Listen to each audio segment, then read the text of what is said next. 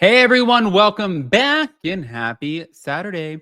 All right, guys. Well, we have lots to talk about, lots to discuss, especially when it comes to the Valley. They're definitely keeping us on our toes. I'm not gonna lie, I'm gonna miss this cast when they're gone because they give us a lot to talk about. Whether you guys think that the show is too dark, which it has had a lot of moments of being in- incredibly dark. But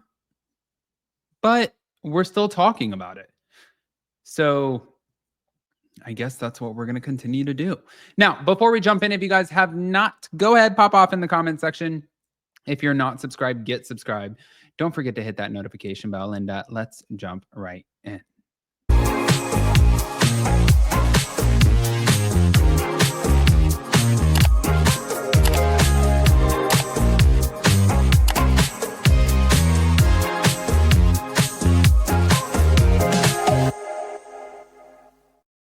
All right, guys. So we're gonna start right here with the Tom Schwartz of it all.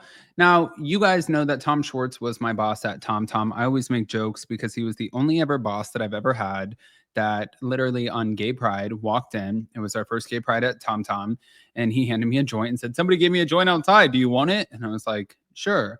And then I walked over to the bartender, and the bartender was like, "Do not know. You don't know where that came from." And I was like, "Oh my God, you're right. No." But I was just young, dumb, and like in the moment. But no, I did not partake. So let's just make that known.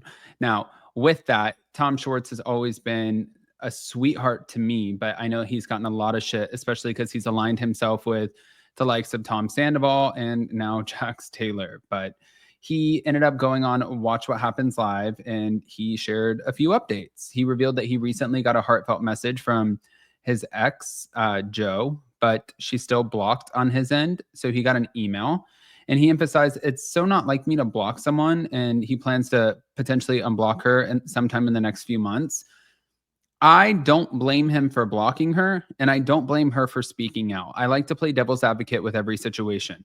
She ended up speaking out, and she was really just dragging his name through, talking about how he did her dirty, how she was there for him, how she felt like he was his best kept secret. And so all of these things, especially on the heels of Scandival, it just further tarnished his name and his identity. Not like he needed any help at that point. So I don't blame him for blocking her, because it's like, I'm asking you right now for peace and like to leave me alone. I have done this with other people where I've asked, please, like, I need you to respect my space. And when people don't respect your space, the next situation that you do is you take action and you end up blocking them out of a situation. That's what you do. That's the best way, instead of attacking them, where they're going to take those screenshots or those voice memos and weaponize them against you and go after you. But also, his ex, Sophia, he confirmed that he had a 24-year-old girlfriend, and that would be Sophia. You can see her down at the bottom. Obviously, she's the one who's not Joe, and that they are no longer together. But he said he does still hold a deep affection. He said the most love and respect. She's one of my favorite human beings on the planet. And when it comes to Katie Maloney, obviously we know that they got a divorce nearly 3 years ago. But Tom says his relationship with his ex-wife, it's strong. He said, we're so good. And recently he met her new partner, Nick Martin, who is a rock star. He's 42 years old. And he said, listen, he's a stud. He's really, really charming. And I'm so happy because she is happy.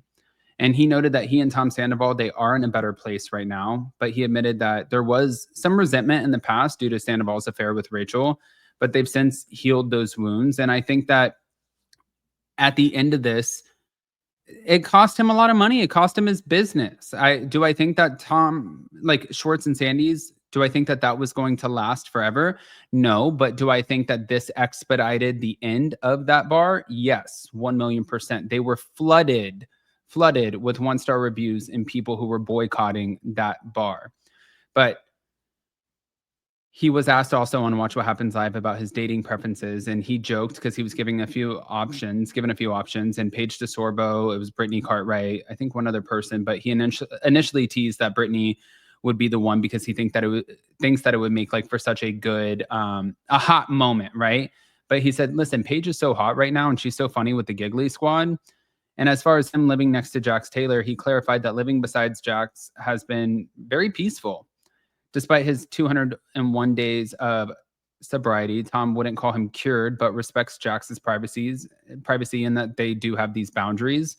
And when it comes to Lisa Vanderpump, he said, I check in with Lisa bi-weekly and, you know, they continue working together harmoniously. And he said that their relationship is like a healthy friendship and partnership. So good. I think that these are all good, positive things. And if you listen to him talk with Jax on Watch What Happens Live, you could see that most of the emphasis on that episode was on Jax Taylor because Jax had a lot to answer for. But I think that Tom Schwartzy, did a great job of answering the questions that he was faced with. And I think that he articulated his message incredibly. Again, some people might not agree with that, but that is okay. That is the whole premise of the Addams Family community. Up and Adam, here, you guys can say whatever you want with respect, but just like we don't have to agree on everything. That is okay. That's what we want. But, oh, we're not done. No. We got more. Here we go. Word, but this is what it was about. Andy asked him why he didn't leave the house and why he made me and Cruz move out of the house. And Jax's answer was like, that's not true. He's like, that's not true. She didn't even give me an option. She just packed up her stuff and left. There was never any conversation about it. And that burned me alive because we had so many fights leading up to whenever I left where I had told him either I was leaving or he was leaving. And he said to me verbatim that this is his house and he will never leave.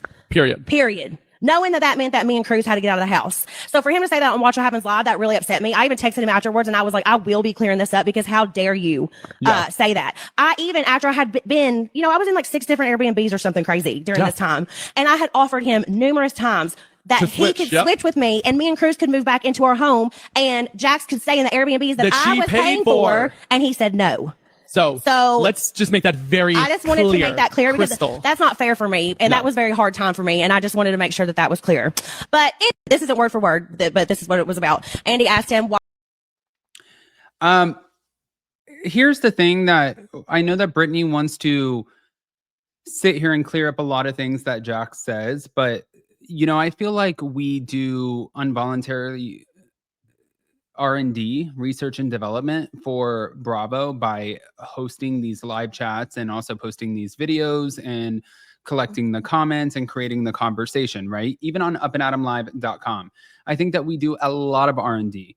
And at the end of the day, I feel as though the general consensus is that people don't believe what he's saying anyways. So I know that a lot of times she wants to clear things up because I'm pretty sure she feels like she needs to, especially when you're blasting her out on a public platform. But I feel like people think that he's a compulsive liar. I think that if they were to decide who they were going to believe, I think that the Watch What Happens Live polls said it all, and that they're always going to lean in favor of Brittany, not just because she's the mom in this situation, but just because of what we're watching, how the show is playing out, and how things are coming to fruition. I don't think that this is like, it doesn't seem like the most difficult thing to understand here. But yeah, I want to hear what you guys think. Also, please do not forget that you guys can go over to upandadamlive.com. We have our watch party. You guys can click on the chat. Watch party. Our next one is this Monday. It is open. It's free. If you guys want to sign up, you can click on this little profile icon and sign up. That way you can join our conversations. But as far as right now, we are posting a lot of opinion pieces. We have Miami, Love Hotel Season 2, the cast, a rumored cast. Did Andy Cohen save Jax's job? We have Royal News. We have our YouTube videos. We also have our podcast. We have our incredible team of writers. So yes, please go check it out. And we will see you guys next time. Love you guys. Bye.